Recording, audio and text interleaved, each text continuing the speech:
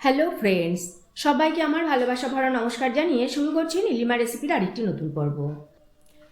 আজ আপনাদের সাথে শেয়ার করব কড়াই পনির রেসিপিটি। রেস্টুরেন্টে আমরা অনেক টাকা দিয়েই কড়াই পনির খেয়ে থাকি। আজ সেই রেসিপিটি নিয়ে চলে এলাম, যাতে ঘরে বসেই আপনি রেস্টুরেন্টে স্বাদ নিতে পারেন। রুটি, লুচি, পরোটা, নান, কুলচা, পোলাও, ফ্রাইড রাইসের সাথে এই কড়াই পনির ভীষণই ভালো লাগে। এই রকম সব ইউনিক রেসিপিগুলো খুব সহজেই বাড়িতে বসে শিখে নেওয়ার জন্য সাবস্ক্রাইব করে নিন নীলিমাস রেসিপিস চ্যানেলটিকে। আর আমার সমস্ত রান্নার আপডেট সবার আগে পাওয়ার জন্য বেল আইকনটা প্রেস করতে ভুলবেন না। আমি এখানে 500 গ্রাম পনির কিউব করে কেটে নিয়েছি, 2টো টমেটো টুকরো করে নিয়েছি, 6 থেকে 7টা কাঁচা লঙ্কা ও 1 ইঞ্চি আদা নিয়েছি।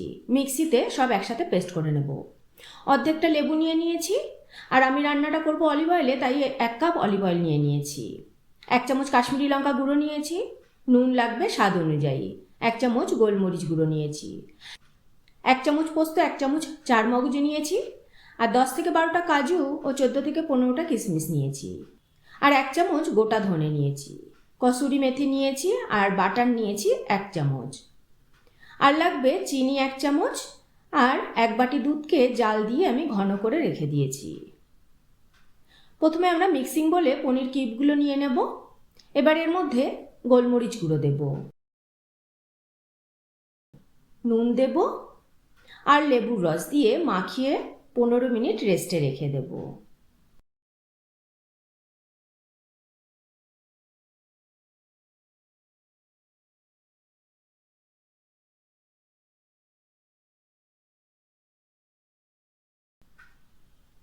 মিক্সির বাটিতে পোস্ত, কাজু, চারমগজ, কিশমিশ ড্রাই অবস্থাতেই একটু ঘুরিয়ে নেব।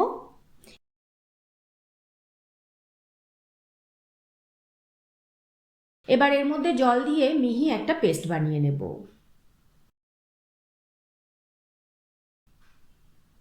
দেখুন, পেস্টটা আমাদের রেডি হয়ে গেছে। বাটিতে ঢেলে রাখবো। আর মিক্সির বাটি ধোয়া জলটাও ওই পেস্টের মধ্যেই ঢেলে রাখবো। এবার ওই মিক্সির বাটিতেই টমেটো, আদা, কাঁচা লঙ্কা পেস্ট করে নেব।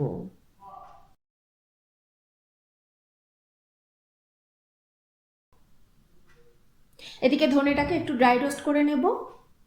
তারপরে হামানদিস্তাতে গুঁড়িয়ে নেব।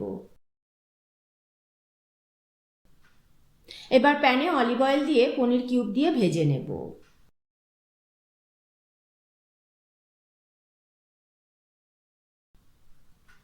হালকা রং ধরলে নামিয়ে নেব।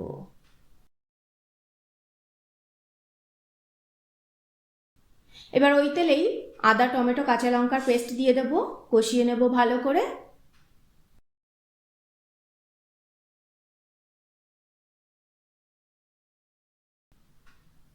আদা টমেটোর কাঁচা গন্ধ চলে গেলে কাশ্মীরি লঙ্কা গুঁড়ো দেব, স্বাদ অনুযায়ী নুন দেব, চিনি দেব আর কাজু, পোস্ত, চারমগজের পেস্ট দিয়ে দেব। কষিয়ে নেব সময় নিয়ে, ধিমে আঁচে খুব ভালো করে।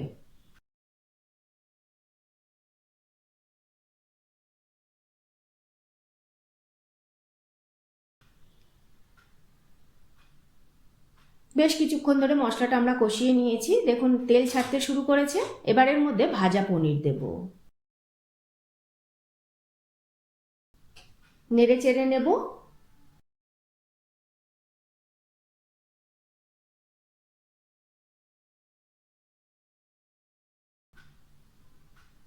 তারপরে এর মধ্যে 1 বাটি দুধ দিয়ে দেব। ভালো করে নেড়ে চেড়ে মিশিয়ে দেব।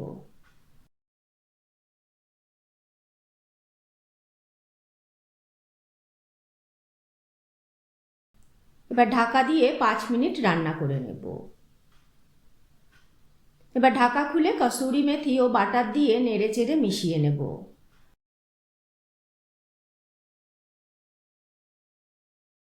ঢাকা দিয়ে আবারও 2 থেকে 3 মিনিট রান্না করে নেব।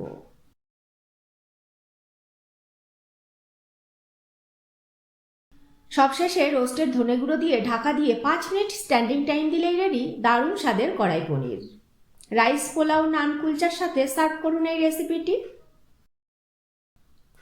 কেমন লাগলো আমার আজকের রেসিপিটি কমেন্ট করে জানাবেন।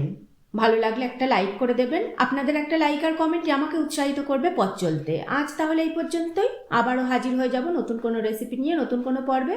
ভালো থাকবেন, সুস্থ থাকবেন সবাই।